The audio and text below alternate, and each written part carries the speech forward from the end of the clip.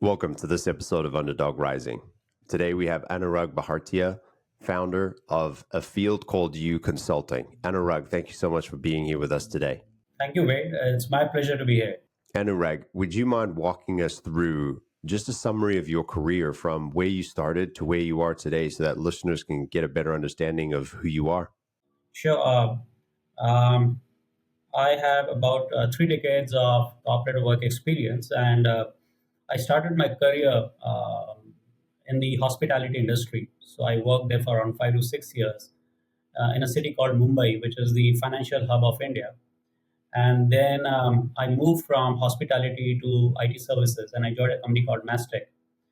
And I was there again for a couple of years, and then I came back to my hometown, which is Delhi, and I was with an organization called Max Life Insurance, which is into life insurance, a financial services company. And I was there for around 19 years, 18, 19 years.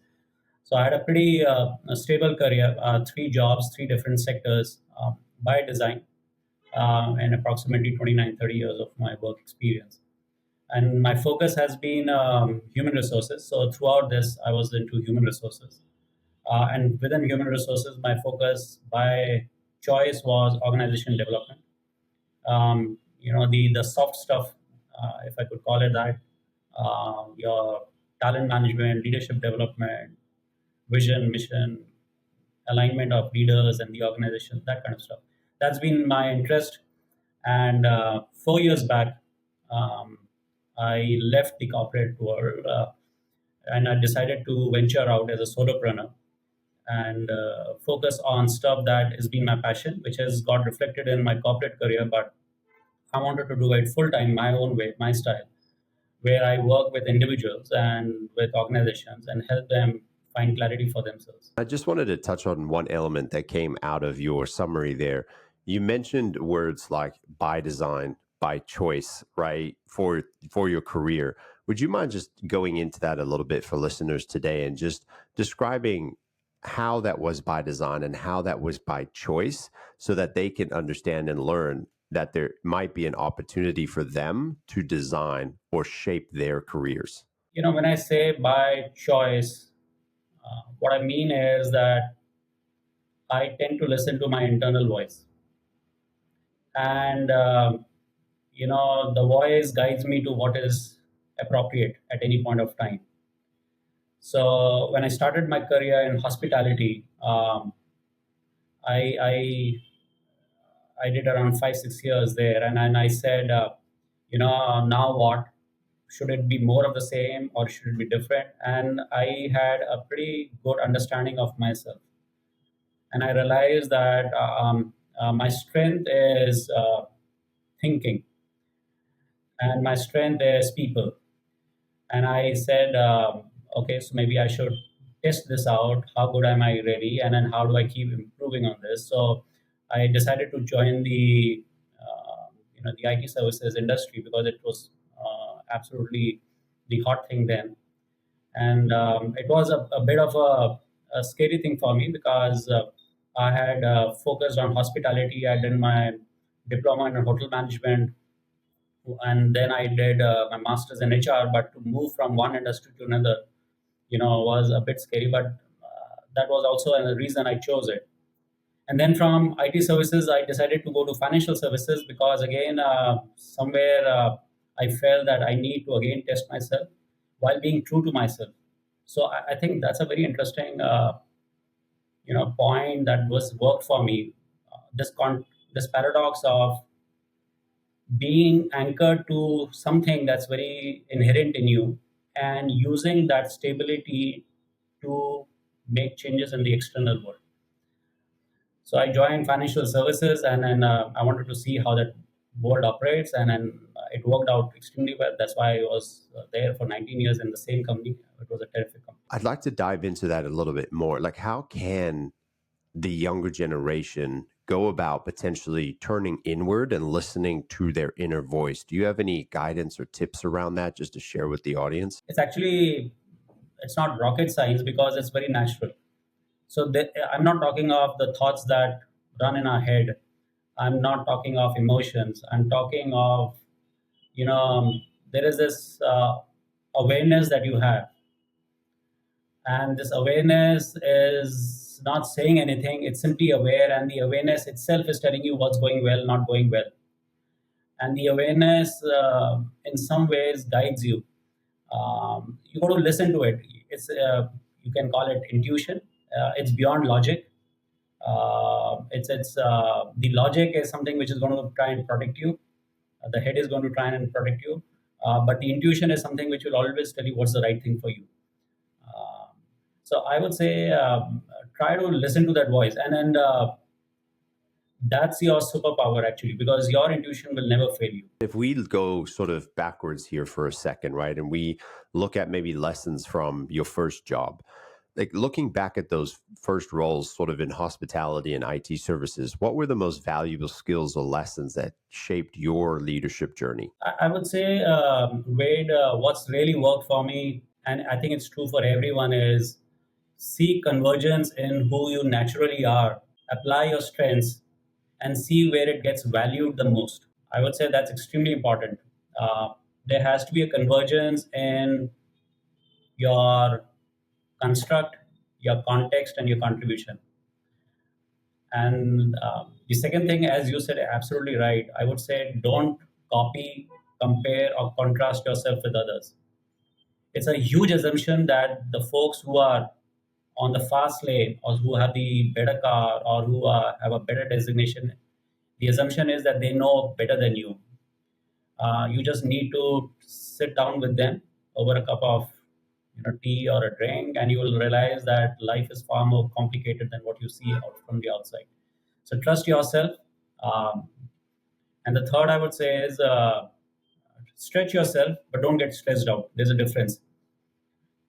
Stretching is not being in a comfort zone, but stress is being in a place where you don't really fit in. The two are very different. Yeah. And that's very important to realize. There's a difference between that stretching versus stressing, because you will feel that you're out of place, you're uncomfortable, but then there's more negative effects that occur due to stressing versus stretching yourself, right? And actually testing your capabilities out there in the real world. Now, I also just wanted to look at, you did shift from one industry to another. Would you mind walking through how that felt? One thing that I have realized, and that's worked for me, this is what my passion is. That's why I left the corporate world. One thing I've realized is that if one really wants to do well in life, you have to go beyond hacks, techniques, tips, trends, the best idea, whatever is selling today. You have to go beyond that. I personally have not come across anyone who read a book on how to become a millionaire, or read the biography of any of the billionaires and became one himself or herself. I don't know of anyone. Right? The world is full of self-help books. So I would say, do, if you like reading them, go ahead. But in that whole process, there is a fundamental principle that you need to understand, and that fundamental principle is that you are a very unique person with a very unique context, and it's continuously changing. And you alone need to decide what works for you. You can get enthused, you can get inspired by what's around you, sure, you can learn from everyone. But in that process, don't forget who you are. Right? So circling back to your point, what helped me in changing industry was the point that I used a compass called what works for me, and what is my voice telling me, and where is my energy shifting. And I used that compass to guide me from one place to another. It was not because the only reason I the reason I went from hospitality to IT was not because IT was booming and hospitality was going down, or there was a better compensation. In fact, I joined at a lower designation, and the reason I did all of that was because somewhere in my mind I had this feeling that I was getting comfortable in one place, and I had learned, and I needed to move on and see something else. Even that transformation that you did going in at a lower designation, like you mentioned, sometimes to some people that will feel like taking a step back. but it goes back to that age old saying of, two steps back, I mean, sorry, like one step back, three steps forward, or whatever it is. It's, you can almost be pushed more forward quickly and more rapidly if you trust yourself, even though you might step back into a lower position, into a different industry, and then climb up over time, right? Because you can definitely have the skills to actually see that increase in position, even if you transition into a different industry. I just want to say one thing. The cheapest thing that an organization can give is a designation. All you need to do is change the printing on the visiting card. That's all. You can have a executive, an assistant manager, a deputy manager, a manager, a senior manager, and it doesn't make any difference, right? Yeah, the role can still be the same. So when I moved from a manager to an assistant manager, it was not just a change of the company, but of the industry. And it made sense to me was because I realized you can't compare oranges and apples, and then my purpose was to learn something. So these designations only matter on paper. In reality, they don't really make any difference. That's massive. Thank you for sharing that, because I think, I always say the perception is reality, right? And I think a lot of people always look at the title versus like their capabilities, and then they'll start to judge themselves over time when there's a different position out there that, they might be nervous to step into, whether it be higher or lower or with a different organization or different industry, because they doubt themselves, because they're viewing the title in a completely different way, right? Versus what you said, you can shift into a different industry because you are capable. It's just that they put a title on it, but all these titles change, right? You can meet two people that do the exact same thing with completely different titles, and one can be way higher than the other. It does not mean that if you're at a younger age that you are incapable of actually being in that role. So I appreciate you touching on that, because it's very, very profound. And I think, that kind of touches on like limiting beliefs a little bit, right? Internally, some people might limit their beliefs and their confidence within themselves. So I just want to kind of go down an avenue of breaking through self-limiting beliefs here for a little bit. Many young professionals struggle with self-doubt, right? Especially nowadays, we see it increasing more and more. How did you shift your mindset from being an employee to leading, enterprise-wide transformations? I think that's there's a lot of lessons there that people can learn. You're going to realize, and the faster you do that, it's going to be better for you, that you are not your thoughts, your accomplishments, your failures, or anything that creates your identity. You're not that. And the faster you realize that, the better you will be, especially when it comes to confidence and removing self doubt. You're going to cultivate that awareness that continuously accompanies you, and irrespective of what happens to you, that awareness stays with you. That's your consciousness. That's who you are at a fundamental level, right? And the reason I'm saying that is because when you anchor yourself into a deeper place, then you are not so fidgety about what's happening to all the elements of your identity or what's happening in the world around you. And with that anchoring, you realize that you are a part of a larger system. And the more you transcend yourself and do things which are beyond you and not about you, you get the energy, the confidence, the clarity, the conviction. Why? Because you just become a means to something bigger than you. And nothing can be more profound than that. And that's how even a very junior person can, in many ways, behave like an enterprise leader. And there are many enterprise leaders who are so caught up in holding on to their success or who they are, that they are unable to move out of that, and they go into a cocoon.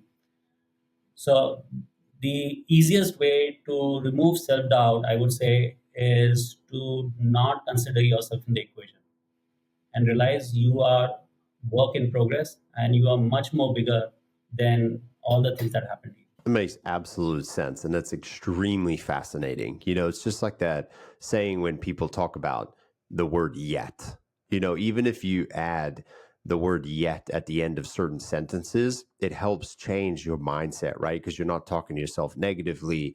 If you aren't somewhere where you want to be, don't say, I'm not qualified, I can't do it, right? Rather say, I'm not qualified yet, because that yet leaves opportunities open to where you can go and increase your skills, you can go and increase your mindset, right? That will ultimately get you there in the future, but you just might not be there quite yet. And I think what you were just talking about reminds me of an old proverb that is, it states here, when your roots are deep, there's no reason to fear the wind, right? And I like that analogy because it's true, right? Like it's simple. We all look at, trees, and it's been mentioned sort of 1,000 times, but I think that element of there's no reason to fear the wind is very profound, because the wind can come at you from any different direction, right? At any speed or velocity, right? You look at tornadoes or just a gush of wind that might come on a spring day. But if your roots are deep and you're anchored in yourself, like you stated, then if time changes or the course of life alters on you,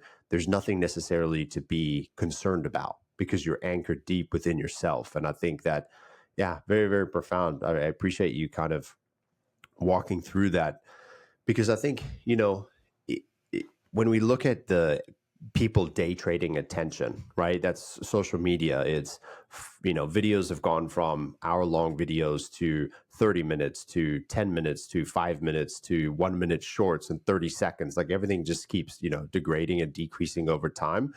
And I think people need to turn inward, just to analyze themselves and just to see, how can I trust myself? Like I've got the confidence within me to actually make the moves that I need to, and it will help them slow down a little bit and then, not compare themselves to other people. But we have spoken a little bit about sort of, the mindset, the inner work. Now, if we shift a little bit here and go to sort of, an interesting point in your life at Max Life within your career, I want to touch on navigating corporate growth, just so that people can hear from you, like maybe different things they can do in order to climb throughout, an organization. So you spent nearly 2 decades at Max Life, rising to senior leadership. What's one habit or mindset shift that helped you stand out and climb that corporate ladder? I'm going to say something which is very counterintuitive, and then that's because I've learned it and I've seen it work for me. And that's, don't try to stand out or blend in. Just play to your strengths. I do not know of anyone who became successful by working on their weakness, right? And when I say strength, right, right, and then when I say strength, I am not talking of just acquired strength. I'm not talking of the degrees and the certification courses and all the stuff that is on your resume. That's important, and those are skills and all, right? And they are also replaceable in some way. But what's not replaceable is your inherent perspective to things, your inherent construct, who you are, the way you see the world, the character you bring to the room, the the courage with which you say things, or even the doubts that you have. This wholesomeness of you is what's extremely important. And to me, that's what's worked for me. And I stayed in that organization for almost 2 decades. Is the reason because one, the organization was great. It created that ecosystem. It allowed me to be myself. And the second is, I was pretty comfortable being myself, and that helped me to find which door will open up and which door is not meant for me. Do you feel that because you were true to yourself, that the right doors over time opened to you, or maybe you selected the right doors because you were anchored in yourself and your values? I might be going a bit spiritual or metaphysical or mystical out here, but you got to know what to control and what to give up. We tend to control the wrong things and give up on the wrong things, right? So 90% of things you don't control. In fact, you don't even control your breath. So forget about controlling your teams and controlling the organization. You don't control anything. It's a big figment of imagination that you control anything. The CEO comes and he tries to make a change. Even the CEOs can't make the organization dance. And when they make the organization dance, usually the organization then goes through some kind of a catharsis. All the organizations which were in Fortune 500, the best selling organizations, the great leaders, 10 years from after the retirement, they're not spoken of in necessarily in a highly good terms and all. So the point I'm simply making is just step back, slow down, and see the big picture, and see life, the whole tapestry in a slightly different way. And when you see all of that, you realize that it's a river, and you're on a boat in that river, and the river is going to do everything for you. You got to have that presence and awareness and a slight understanding of what's going on, and that helps you to not huff and puff and work hard. You do that, but do it in a way that is in some ways anchored and aligned to larger forces at play. So many people try to control things that they cannot control, and you just can't, right? You have to be flexible to ebb and flow, right? And going back to sort of that tree analogy, I always think that's something great to look at because, some trees are very sturdy and strong, but others are very nimble and flexible, right? So they're able to go with the things that they cannot control. And I think that's very important to focus on because I think when the younger generation, the college graduates and young professionals get into the workforce, there's a lot that they try and control versus, like we've been talking about, turn inward, have confidence in yourself, elevate your skills, and over time you'll see sort of that path unfold before you, right? Because there's one thing that Eric Thomas states is trust the process, don't rush the process. And I also like that too, is in this day and age with day trading attention, it's everybody's always trying to rush. And it's like just be confident in yourself, have patience, and you'll be able to execute. I just want to say one thing, and I find that very fascinating. Maybe this example will help the listeners. When you look at a world class surfer who's surfing the waves, you got to ask that question: is the surfer surfing the waves, or are the waves surfing the surfer? Wow. Wow, I've never heard that before. At some point, you become one with the system when you lose yourself. Yes. Now you've got me thinking about this in a whole different light, right? Especially that situation about surfing in and of itself. And this is true for all natural things of the universe. The cheetah will run fast and will relax. The sun will warm things, the wind will blow. It is humans who forget their natural self and try to be something else. So the more you're anchored in your deepest true nature, it will itself find the waves that are meant for you, and it will help you surf the life of yours in a way that you can't even believe. You have to just trust, as you said, the process, and let things go. And that's it's scary for a lot of people, especially with all of the data sets we live in today, the finances, mortgages or payments or car payments, et cetera, right? People are taught just to control, control, control, control. So it's very challenging just to be able to like let go and just trust that process. Like it's very, very, intimidating. But I think that what we've discussed here today as well is very profound. And I think people can learn and understand how to turn into themselves. I'm still thinking about that surfing thing. It's one of those things that are going to be profound. There's certain elements in life that stick with you, even if it's for a fraction of a second. And that's going to be something that's going to stick with me for the rest of my life. Yeah, I mean, we can have a discussion where I could say, what really works in corporate world is the 5 a.m. idea. Get up at 5 a.m. Or you could have a calendar test where you spend your time, or how to have executive presence, and how do you, communicate in a very sharp way, and then the programs and the certification courses that you need to go through. But honestly, if you ask me, I mean, that's not my take on most of the things. But it's not often spoken about to turn inward, right? To release control, to relax, to trust the process. And that's a very core element because we speak to ourselves. Like you were talking about at one stage about energy, right? There is energy transference. And I think people can also feel that. They just can't identify what it is because often at times, right, say when you transitioned your industries, there was probably a moment where you were like, okay, I feel a connection here in a sense, right? Like I feel like I fit with this company culture, or this is something that I should potentially do. So you ultimately trusted yourself and you made that step into that industry. And I think that's what people need to pay more attention to is that ebb and flow of that energy that goes between, two people. Obviously, it's a little bit different now with being remote and such, but it's still there to some degree. I sort of want to talk about like shifting from a fixed mindset to a growth mindset, because in one of your posts you mentioned that people often arrive at a station, right, where they stop learning. How can young professionals avoid stagnation and just keep evolving? There are a lot of cliches. For example, there's a cliche, follow the money. I would say don't do that. I would say follow your intuition, right?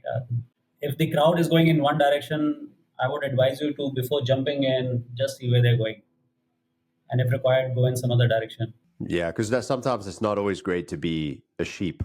You know what I mean? The outlier, yeah, tends to, see more or be able to acquire more. And I think, what you spoke about, people arriving at a station, I think it's profound. I was just reading that post the other day and I was like, sat there and spent time thinking about it because, even we're talking about the riding the wave, et cetera. Even then, at some point, a train, it starts off slow, but eventually over time it builds that momentum, and then inertia almost takes effect, right? But then ultimately at some point it's going to slow down and arrive at that station and come to a stopping point again. But I think when we look at continuous learning, that's what it almost does, right? It's coals to the fire to fuel that train to keep moving forward. And people always need to keep growing and investing in themselves in order to not arrive at a point of stagnation, because times always change, right? So we can always learn new skills, be adaptable, like you mentioned earlier, and then just kind of elevate oneself over time as well, because that will ultimately change your perspective, and you have to change in order to see change in your life. Absolutely, absolutely. I would, do this metaphor of putting the coal to the fire. I would just say that there are two kinds of fire which are burning in us. There is one fire which is outside in, the incentive plan, the promotion, the hottest skill. For example, right now it's AI. Um, all these are fires which are burning all around us, and you can keep trying to catch all these.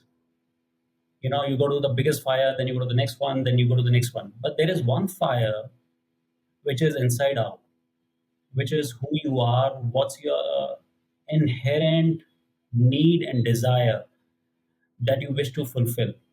And it could be, you could be a brilliant piano player, you could be an artist, you could be an outstanding athlete, or you could be even a person who wants to make a career in some line.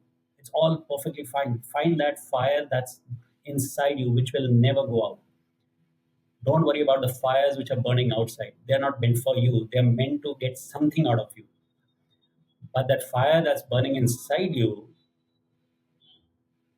you got to make sure that it continues to grow, it continues to be fed, because that's going to take you to a place which is meant for you. Absolutely, because it kind of leans into that saying, not the saying, but just about taking inspired action, right? There's one thing with just taking action, which is sort of leaning into that outside in fire, right? You're taking action because there's an incentive or reward at the end of it, versus the inside out, where you now are inspired. That action has inspiration behind it. So there's more passion, there's more fuel, and you'll ultimately be able to run longer than the outside in, right? And I think that that's important to connect to, because some people will miss that over time. I can take an example, and you know, let me take you as an example, as a guinea pig, uh, metaphorically. So, I mean, if you do a podcast, and the reason you did the podcast was because podcast is the in thing, and you wanted to connect with all kinds of influential people, and you wanted to be in the game. That's one kind of a fire. But soon you would realize that there are millions of people who are running their own podcasts, right? And very soon you would say, I mean, how do I keep up with the Jonases and all that? And then you'll try to do all these symptomatic stuff. How do I get a bigger studio, better equipment? How do I spend more money to get those people, right kind of people, and get the hot topics, right? But imagine if the reason you actually started this was because you love talking to folks. You're curious. You love helping people out. And as you said right in the beginning, if this helps even one person, just one person, you've done your job. Now, if that's the way you see this whole thing that you're doing, the podcast is just a label. Even if I take your studio and equipment away, you'll still find some tree under which you'll sit and talk to people, right? I can't stop you from doing that. Right. So that's your internal fire. Feed it. I appreciate you, like, even there, for me, rearranging my perspective, right? Because even in this conversation, we're trying to help other people, like the younger generation, but you've influenced me within this hour as well, which is very profound, So I appreciate your knowledge and your expertise there. Your posts are very insightful on LinkedIn, right? And on one of them, you wrote, "We are hired for the role, assessed for potential, noticed for values, paid for impact." Like, what does this mean for somebody trying to find that right career path? Yeah. So what I mean is, you're going to get all kinds of carrots dangling in front of you, right? You join an organization, it has a vision and a mission and a value. And after a few years, you join another organization and you are supposed to suddenly change your vision, mission, and values. And it could be within the same organization. The organization spends tons of money to come up with its vision, mission, values, and then it gets taken over, and then it gets taken over, and then it gets taken over, and finally you don't even know who the parents are, right? So, and the vision and the values and everything keeps changing. So, what do those posters really mean? And you, at the same time, you're hired for a job. The job changes 10 times because the world is changing, right? So the job is changing. You get assessed on competencies. Competencies change with the jobs. The organizations are changing the competencies. So finally, you're going to ask, who's the constant in this ever changing thing? It's you, right? So my point is, don't split hairs. Be yourself, and only when you're yourself can you then navigate the world that we're living in, which is accelerating even faster. And you can't change the world. You can crib about it, you can play in it, you can do anything, but you can't change anything, as I said. The only thing you can do is not even, you don't have to even, do something to yourself. You have to undo the stuff that has been loaded onto you. You have to remove the stuff so that you discover who you really are. It's already given to you. It's a natural software loaded up in you.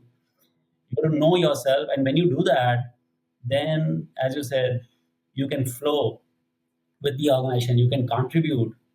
You can do the right stuff. You don't need to be incentivized by everything that's being given. You don't have to split yourself to get fitted into everything, right?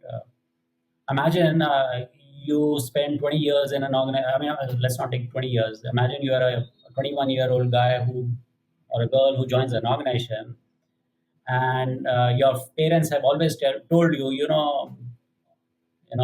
they've always told you, do your own stuff, and you're an introvert kind of a person, and you sit in your room and you play your games and all. And then the organization, they have a competency called building relationships with people, executive presence, speaking with confidence, and and your psychological profile says you need to build extroversion, right? Now, what do? Are you going to change as a person? You can't change. You're not going to change. Now, that does that mean that you're not going to get promoted, or you'll not get or you'll keep getting the same feedback? Or how do you deal with all this? I don't have the answers. I'm asking the questions, right? So how do you deal with all this? There are no easy answers. But if you know yourself, you will know. Then you have the capacity to adapt. If you know yourself, you know what's your strength, and then you can adapt. And you know how much you can bend and how much you don't want to bend. Yeah, I like that analogy of don't split two hairs. You're trying to force yourself into a mold that you just won't fit in over time. And then you'll be stressed out, right? Versus being balanced and stretching yourself over time. Now, Anurag, we've spoken a great amount about sort of philosophical elements, and it's been absolutely incredible. But, just for the last couple questions here, I just want to kind of turn to a little bit more of actionable items. So if we touch on sort of like a resume tip element, what's something that seems impressive on a resume but actually doesn't matter much in the real world? I would say this is my take. I can't speak on behalf of all the hiring managers, but my view is that when I see on a resume words like sustainability, strategic mindset, vision, team player, all these words, adjectives, I know you're just trying to sell yourself and trying to impress, and that doesn't work. You don't need to. Yeah, I think it's straight to the point. It's more of the fluff words versus, showing some actionable items that you've been able to do because of who you are and, the organization that you're with in and of itself. And then, if we talk about the younger generation coming into the workforce, right? They initially want to make a lasting impression. So, what's the best way for someone to make a lasting impression in their first 30 days in a new job? Right. So imagine the organization as a jigsaw puzzle with thousands of pieces in it, and you are one piece in that. So if you can in the first few days just listen, observe, understand the jigsaw puzzle itself, and try to see where does your role, your job fit in the larger system. What that is going to do is it's going to help you understand the big picture, and it's going to help you understand how do you contribute to the bigger stuff, which is what your boss job is. Then that'll almost help you identify like the ways in which you can make the most impact within your 30 days, right? Because you're looking at that jigsaw puzzle, seeing where and how you fit into everything, and then you can kind of put a game plan together, but also still anchoring yourself into who you are and your skill set, and then leveraging your strengths, right? Versus like, oh, I'm weak in this area, I need to work on it to improve it. Just double down and lean into those strengths to make that impact. Wait, I'll just say just one more thing to that piece. There's one thing that I think has always helped me, and I learned this later, is if you could ask the question, how does this company make money? When you try to understand, then what you really get to know is what is the business the organization is, not what is the stated business, but what is the real business. For example, I can say I joined a life insurance company, and we sell life insurance. That's the obvious piece. But why does someone give their money to a life insurance company for 20 years, 30 years, and hope that when they need it, they will get it back? So it's based on trust and relationship. So finally, the entire organization, whether it's the actuarial sciences, whether it's finance, whether it's sales or distribution or whatever it is, it all finally boils down to trust. Now, when I joined the organization at a junior level or in a not even a frontline sales, I could be in a back office or anything.